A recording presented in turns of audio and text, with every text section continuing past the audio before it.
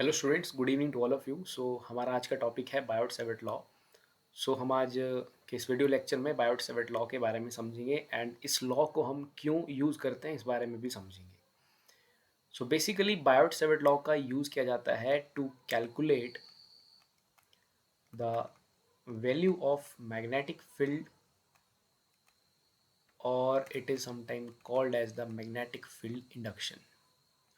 उसका यूज़ करते हैं मैग्नेटिक फील्ड की वैल्यू को फाइंड आउट करने के लिए at some point,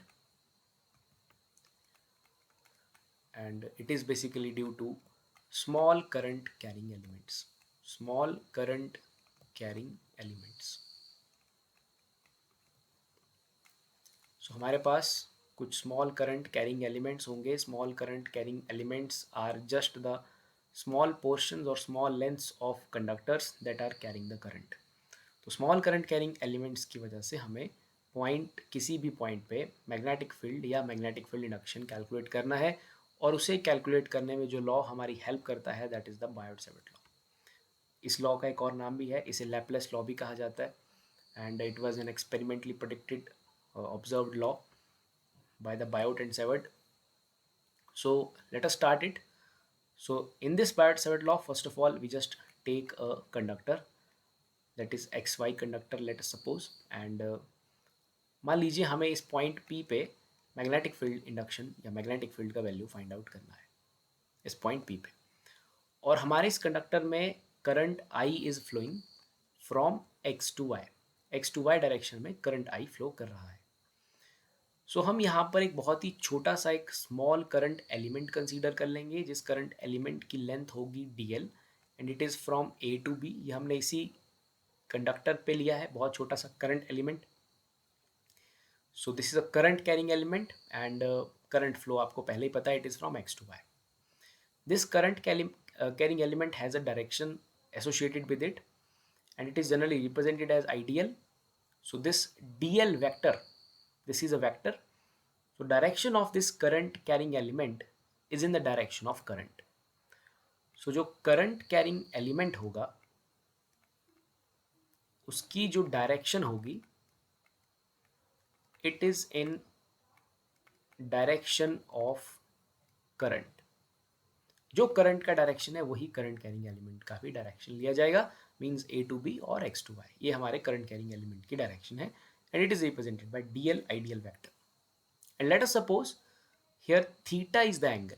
theta is the angle between the current element DL and this R vector.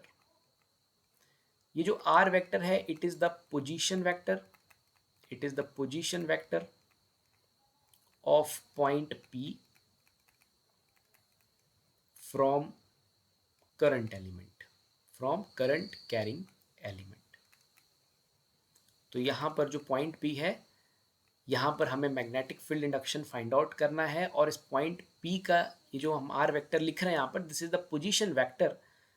Position vectors are the vectors that specify or direct or locate the position of a point with respect to some reference. So here point P जहाँ हमें field निकालनी है, इसका जो position vector it is R vector from current carrying element, और इस are और इस करंट एलिमेंट के बीच का एंगल है theta. So these are some of the points related to this figure.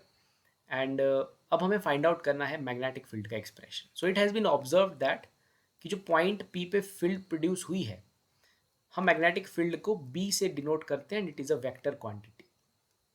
B से डिनोट किया जाता है मैग्नेटिक फील्ड को, और यहाँ पर एक्सपेरिमेंटली ऑब्जर्व किया गया by the Biot and Savart that the value of dB is proportional to the current flowing in the conductor. It is also proportional to the length of the current element.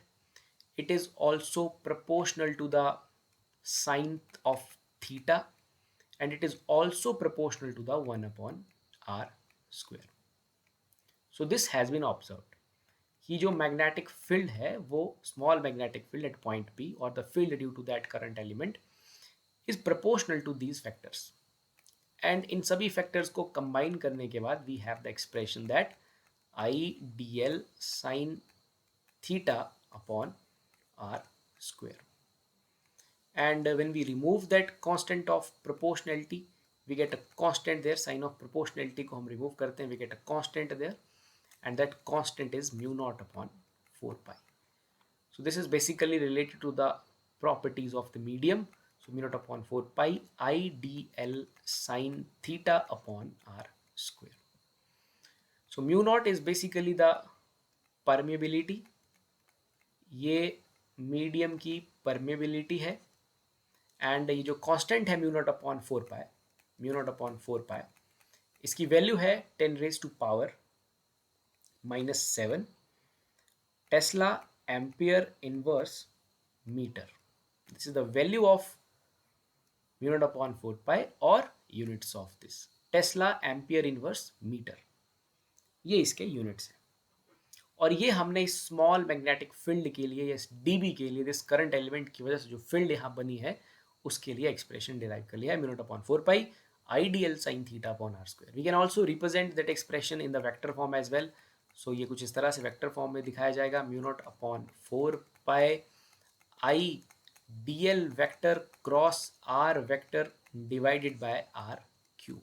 सो ये एक r cube इसलिए नीचे आया because there is dl cross r. जब आप dl cross r को open करेंगे it is dl r sine theta, so 1 r is extra there, so उसी को कंपनसेट करने के लिए we have 1 r extra in the denominator. So this is the vector form of Biot Savart law.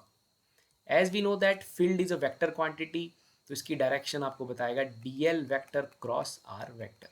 dl vector और r vector का cross product आपको बताएगा direction of magnetic field.